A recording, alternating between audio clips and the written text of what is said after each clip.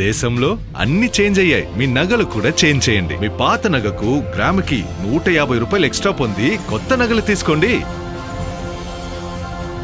అదే తక్కువ తరుగుకు మీ లలితలో మాత్రమే.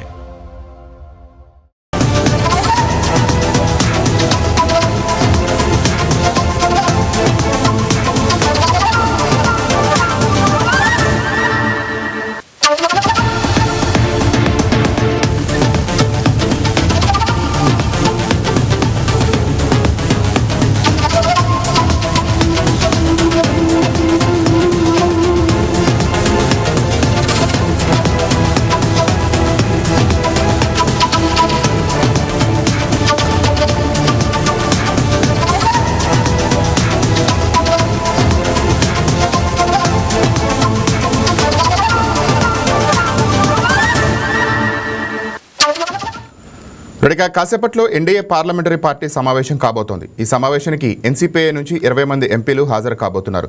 టీఎంసీ రెబల్ ఎంపీలను ఎన్సీపీఐ వర్గంగా స్పీకర్ గుర్తించినట్టు తెలుస్తోంది. ఈ భేటీలో పార్లమెంట్లో అనుసరించాల్సిన వ్యూహంపై ఎంపీలకు ప్రధాని మోడీ దిశానిర్దేశం చేయనున్నారు. లోక్సభలో 318కి చేరిన ఎన్డీఏ సంఖ్యాబలం పెరిగిన నేపథ్యంలో కీలక బిల్లులను ప్రవేశపెట్టబోతున్నారు. లోక్సభతో పాటు రాజ్యసభలో ఎన్డీఏ బలం 152కు చేరింది. ఎన్డీఏ సమావేశంలో సంఖ్యాబలంపై చర్చించిన అనంతరం డీలిమిటేషన్, మహిళా రిజర్వేషన్ బిల్లుపై కేంద్రం మిత్రపక్షాల సలహాను తీసుకోనుంది.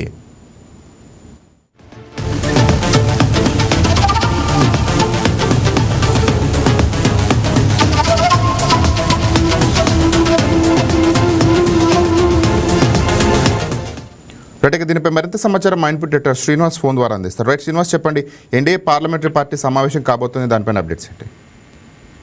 రైట్ రాజేంద్ర, కొద్దిసేపట్లో ఎన్డీఏ కూటమి సమావేశం ప్రధాని మోడీ అధ్యక్షతన ప్రారంభం కాబోతుంది. ఏదైతే నిన్నటి నుంచి వర్షాకాల సమావేశాలు ప్రారంభమయ్యాయి. నిన్న మొదటి రోజే ఇటు పార్లమెంట్ లోపల, పార్లమెంట్ బయట ఏం జరిగిందో మనకు తెలుసు.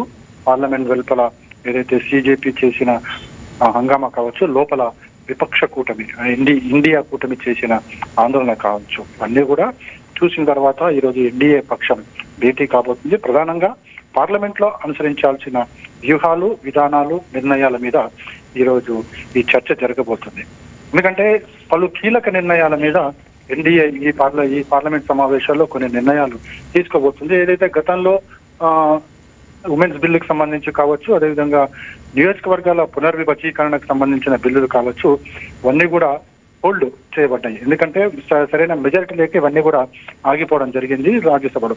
సో వీటికి సంబంధించి ఎలా చేయాలి, ఎట్లా దీన్ని ఓవర్కమ్ కావాలి, ఈ బిల్లులను ఎట్లా పాస్ చేయాలి అన్న దాని మీద, అదేవిధంగా వందే మాతరం సంబంధించి కూడా ప్రభుత్వం ఒక బిల్లు తీసుకురాబోతుంది. దాని మీద కూడా చర్చ జరగబోతుంది. అయితే ప్రధానంగా చూసుకుంటే కనుక ఏవైతే పార్లమెంట్ లో కొన్ని కీలక బిల్లులు, అంటే మనకి మహిళా రిజర్వేషన్ కావచ్చు, నియోజకవర్గ పునర్విభజీకరణకు సంబంధించి కావచ్చు, ఈ బిల్లులు పాస్ కావాలంటే ఖచ్చితంగా 2/3 మెజారిటీ ఇటు పార్లమెంట్ లో, లోక్సభలోనే ఉండాలి, రాజ్యసభలోనే ఉండాలి.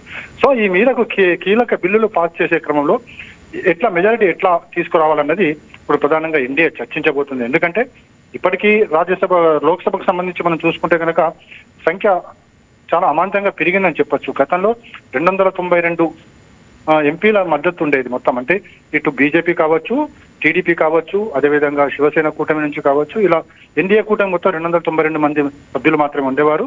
అయితే ఇప్పుడు కొత్తగా ఎన్సీపీఐ, ఏదైతే తృణమూల్ కాంగ్రెస్ సంబంధించిన ఎంపీలు ఎవరైతే బయటికి రావడం జరిగింది, వాళ్ళందరినీ కూడా ఎన్సీపీఐగా స్పీకర్ గుర్తించడం జరిగింది. సో వారి సంఖ్య 20 ఉంది. అదేవిధంగా శివసేన నుంచి మరో 6 ఎంపీలు బయటికి రావడం జరిగింది. సో ఇవి మొత్తం కలుపుకుంటే 218 మంది లోక్సభకు ఎన్డీఏ మద్దతు లభించినట్లయింది.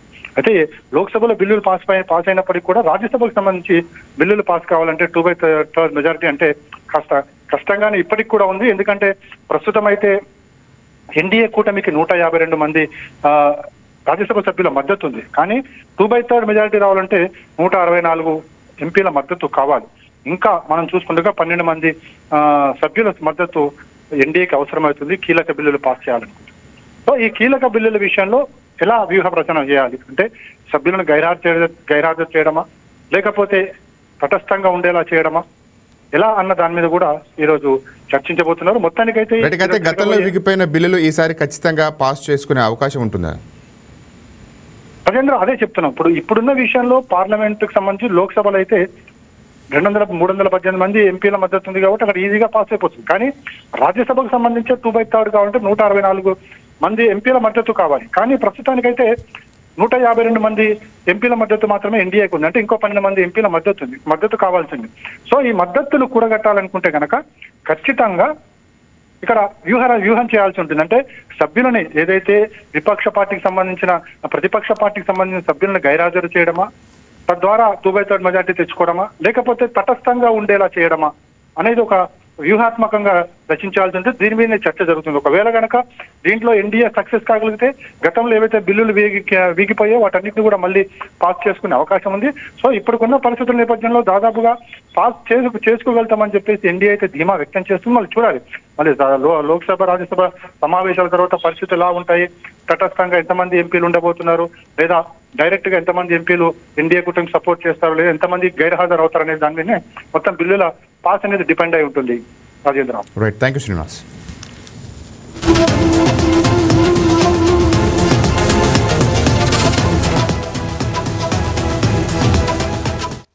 బంగారం బ్యాంకులో ఉంటే అది మీ అప్పు, అదే శివ గోల్డ్ కంపెనీకి తీసుకొస్తే అది మీ పెట్టుబడి. తాకట్లో ఉన్న మీ బంగారాన్ని మేము విడిపించి ఈ రోజు మార్కెట్ ధర కొని స్పాట్లో మీ నగదు మీకు అందిస్తాం. ప్రతి నెల వడ్డీలు కట్టడం లాభమా లేదా ఇలా చేయడం లాభమా మీరే ఆలోచించుకోండి. శివ గోల్డ్ కంపెనీ, అప్పులేని ఆనందకరమైన రేపటికి సరికొత్త మార్గం. జస్ట్ ఒక కాల్ చేయండి. తాకట్లో ఉన్న మీ బంగారాన్ని విడిపించి ఈ రోజు మార్కెట్ రేట్కే కొనబడును.